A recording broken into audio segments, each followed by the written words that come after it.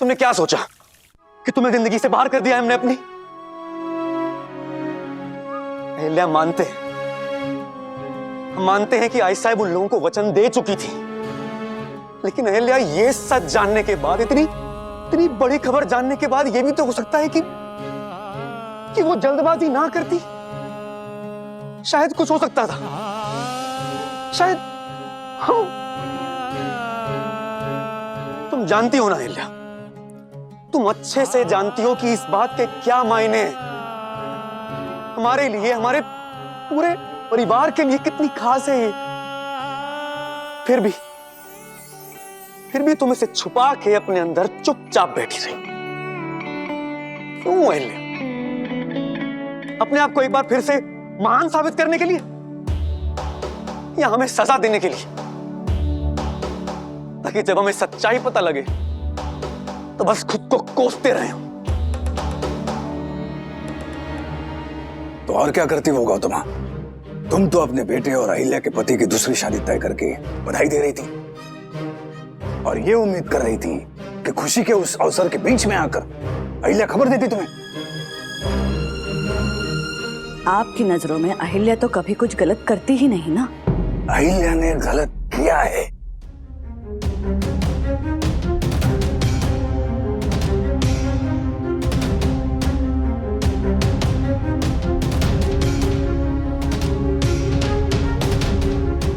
हमें भी उसकी ये बात पहले चुप गई थी, लेकिन सही तो आप भी नहीं है। एक बात बताइए ईमानदारी से, यदि अहिल्या ये खबर दे देती तो क्या आप खंडेराव की शादी रोक देती, रद्द कर देती? नहीं, क्योंकि आप पहले ही वचन दे चुकी थी। मैं फिर भी इस बात में विश्वास करती हूँ कि खंडेराव को खुश देखने के लिए उसकी दूसरी शादी करवानी ही होगी। लेकिन अगर मुझे सच पहले ही पता होता तो मैं शादी कुछ दिनों के लिए टाल देती। मतलब खंडेराव की दूसरी शादी आप रद्द नहीं करती, क्योंकि आप ये मान चुकी हैं कि खंडेराव को अब अहिल्या की जरूरत नहीं। और ये बात अहिल्या जान चुकी थी, समझ गई थी वो गौतमा। अपने आप को उससे कितना ही दूर कर लें, लेकिन अब भी अहिल्या आपको आपसे ज्यादा अच्छी तरह समझती है। तभी उसने हमसे इस रिश्ते को स्वीकार करने की विनती की।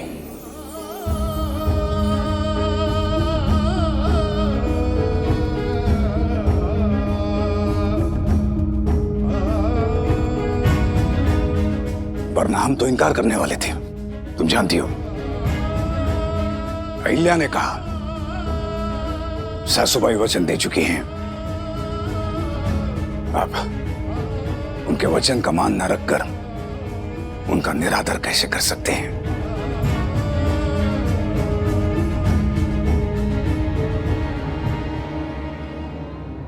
पिता बनने वाले हैं हम। ये बात सुनकर बहुत बड़ी दुविधा में पड़ गए थे हम। पहले एक तरफ हमारा मन कर रहा था कि हम खुशी के मारे झूम उठे, और दूसरी तरफ उस रिश्ते का सोच रहे थे जिसके लिए हम हामी भर चुके हैं। और इस दुविधा से अहिल्या, हमें तुम बचा सकती थी, पर तुमने ऐसा किया नहीं। क्यों?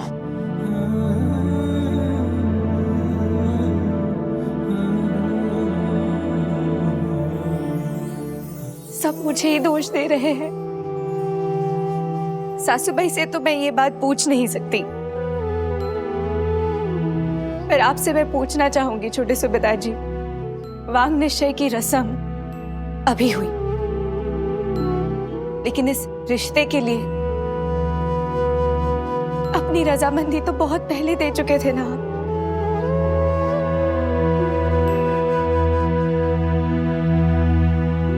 खुद से नाराज होते ही आपने तय कर लिया था कि अब मेरी कोई जरूरत नहीं है आपकी जिंदगी में। कोई और होना चाहिए,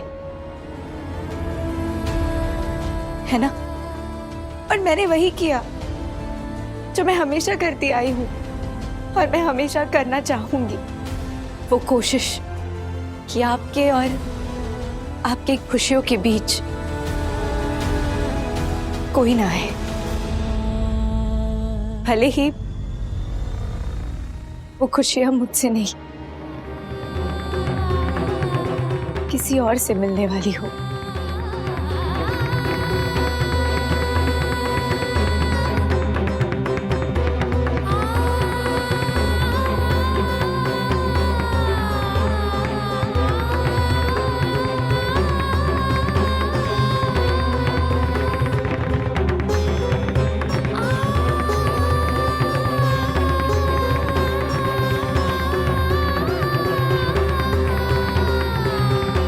और वैसे भी ये कोई छुपाने वाली बात तो है नहीं छोटे सूबेदार जी।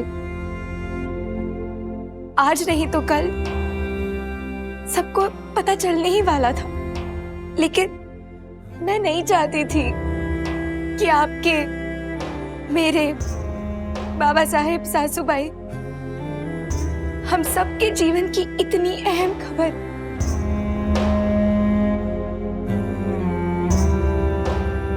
लोगों को मेरा आखिरी वार लगे, आखिरी पैतरा, आखिरी कोशिश आपकी शादी रोकने की। आपके हाँ कहने के बावजूद भी आपको पीछे खींचकर अपनी तरफ करने की एक चाल, बस इसीलिए मैं चुप थी।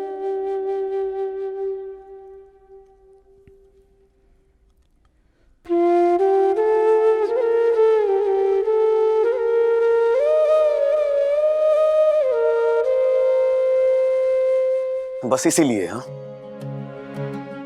क्योंकि तुम सब जानती हो, तुम सब समझती हो, इसलिए बाकी किसी और से कोई मतलब ही नहीं। और वैसे भी गलत तो हमेशा हम ही होते हैं, तो इस बार भी सही, ठीक है, इस बार भी सही। लेकिन एक बात कहें तुमसे अहिल्या, जानती हो जब हमें इस बारे में पता लगा कि हमारी पत्नी, हमारी अहिल्या हमारे अंश को जन्म देने वाली है, तो जानती हो मेरे मन में क्या आया था कि सीधा गावड़े साहब के पास जाकर हाथ जोड़कर उनसे और पार्वती से कह दे कि हमें मुक्त कर दीजिए इस रिश्ते से, नहीं हो पाएगा हमसे, क्योंकि अपनी अहिल्या को ऐसी हालत में दुखी नहीं देखना चाहते हम। लेकिन उसके तुरंत बाद हमें यह पता चला कि तुमने इतनी बड़ी बात, अहिल्या, इतनी बड़ी बात तुमने हमसे कितने दिनों तक छुपा के रखे, और वो भी इसीलिए कि ये शादी अच्छी तरीके से हो सके, है ना? तो ठीक है, अब ये शादी जरूर होगी।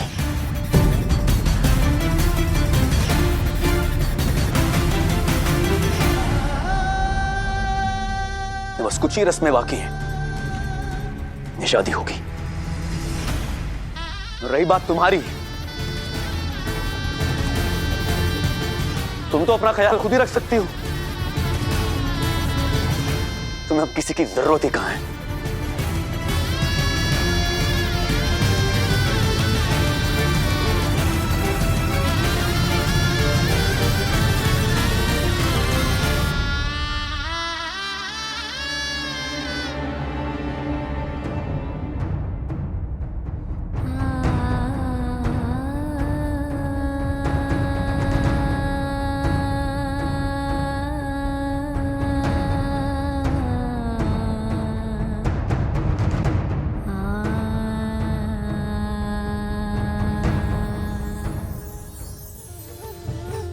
लेकिन अब भी अहिल्या आपको आपसे ज्यादा अच्छी तरह समझती है, तभी उसने हमसे इस रिश्ते को स्वीकार करने की विनती की। रानी साहब, बधाई हो। छोटी रानी जी की खुशखबरी सुनी हमने, बहुत अच्छा लगा। बहुत बहुत बधाई हो आपको।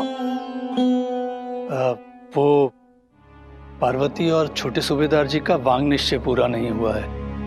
बीच में छोटी रानी जी की तबीयत जो बिगड़ गई थी, तो हमने पूछना था कि पार्वती और छोटे सूबेदार जी ग्राम देवी के दर्शन के लिए तो जा रहे हैं ना, क्योंकि बिना देवी के दर्शन किए विधि पूरी नहीं होगी। जी मैं एक बार बड़े सरकार से पूछ लूं, फिर आपको। जी हम तैयार हैं।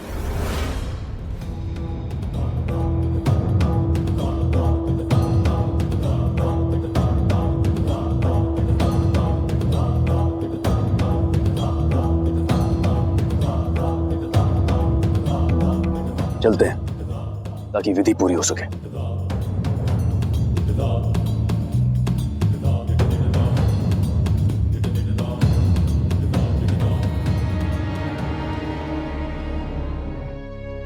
बाबा साहेब, सब मुझे ही गलत समझ रहे हैं। कोई समझना ही नहीं चाहता मैंने ऐसे किया तो क्यों किया। मेरा इरादा गलत नहीं था। तुम्हारा इरादा कभी गलत नहीं हो सकता इल्या, पर इस बार तुम गलत हो।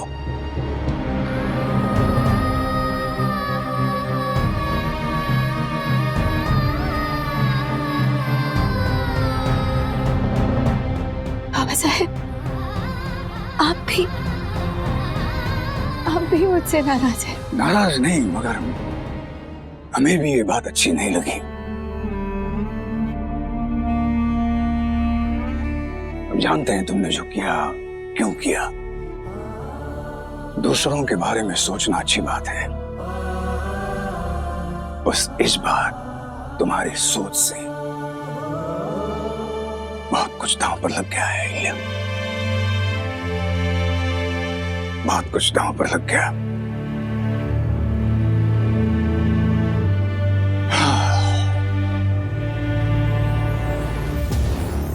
हमने गौतमा से कुछ नहीं कहा, हम तो उसके सामने तुम्हारा ही बचाव कर रहे थे ताकि तुम्हारे प्रति उसके मन में कोई नाराजगी ना हो, थोड़ी कम हो जाए। लेकिन तुम्हारे साथ हमने हमेशा बड़ी ईमानदारी से बात की है, इसीलिए बताते हैं हमें कैसा लगा।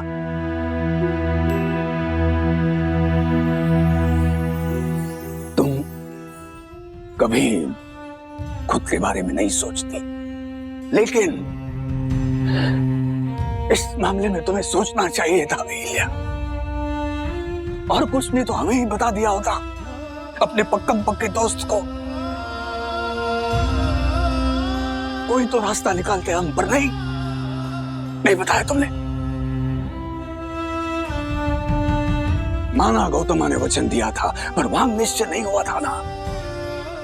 पर सभी जानते हैं कि हर विषय में हमारी राय, हमारी सहमति बहुत जरूरी है।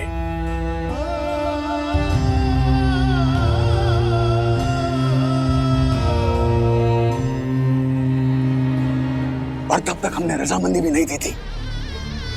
इस बात को वही टाला जा सकता था। माना गौतमा के वचन को अनदेखा करने से वो थोड़ी नाराज हो जाती, उसे बुरा लगता, पर दादी बनने की खुशी से वो शायद भूल जाती है सब। खंडेराव ने दूसरी शादी के लिए हाँ कहकर गलत किया, लेकिन शायद तुम्हारी ये खबर सुनने के बाद तुम्हारे आपसी रिश्ते में मिठास आ जाती, फिर से लौट आती। तुम्हें अपने खंडेराव को किसी और के साथ बांटना नहीं पड़ता ना मेरी बच्ची।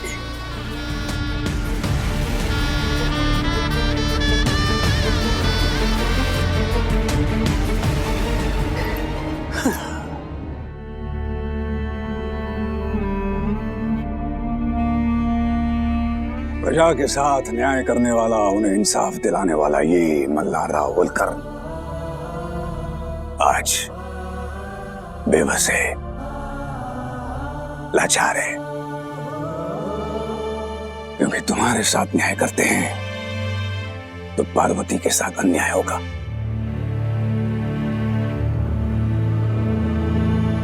उसका क्या दोष?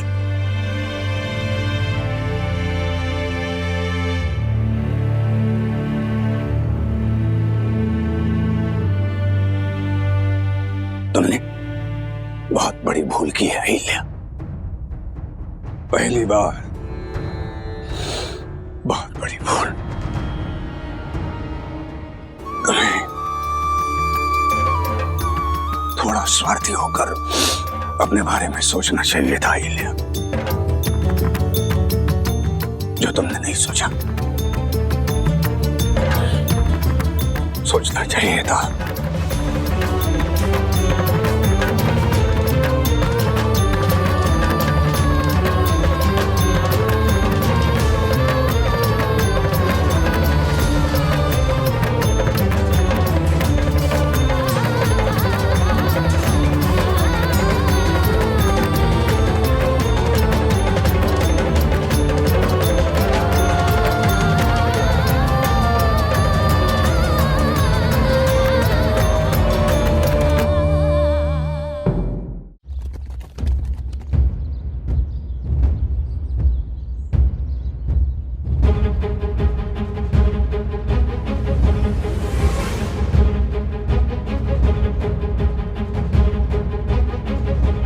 खंडेराव अपनी नई नवेली पत्नी पार्वती के साथ मंदिर जाने के लिए वाड़े से निकल रहा है बाबा। चलो अच्छा हुआ, सब्र का फल तो मिला। लेकिन ध्यान रहे, इस बार बारूद को चिंगारी हम दिखाएंगे, कोई और नहीं। जैसी आपकी इच्छा।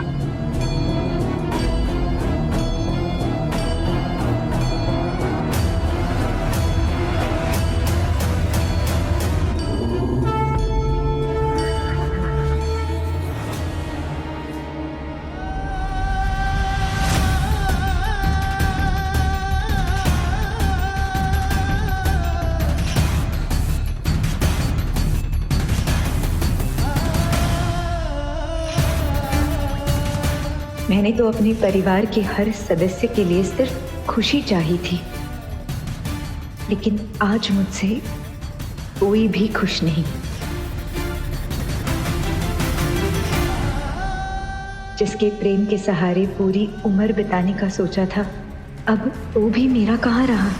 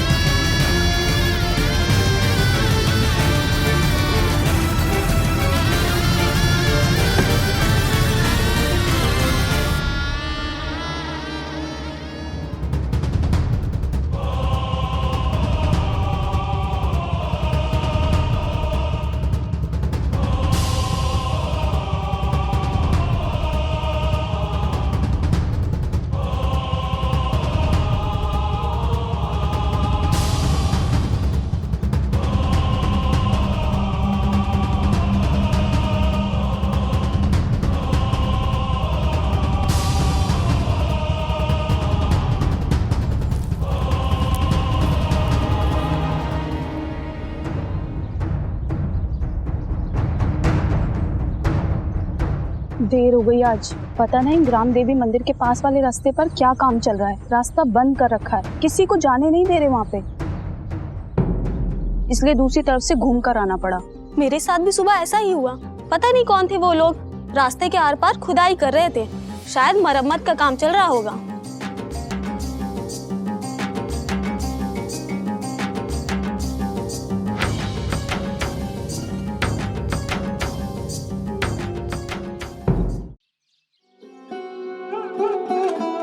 जितने भी व्रत होते हैं ना, अच्छा पति मिलने के लिए, वो सब रखती थी मैं बचपन से ही।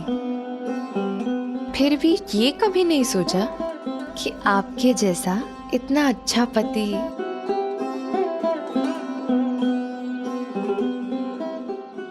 लेकिन मैं अपनी आंखों से देखना चाहती थी छोटे सूबेदार जी, उस खुशी को, उस भाव को, जो ये खबर आपके चेहरे पर बिखेरने वाली थी।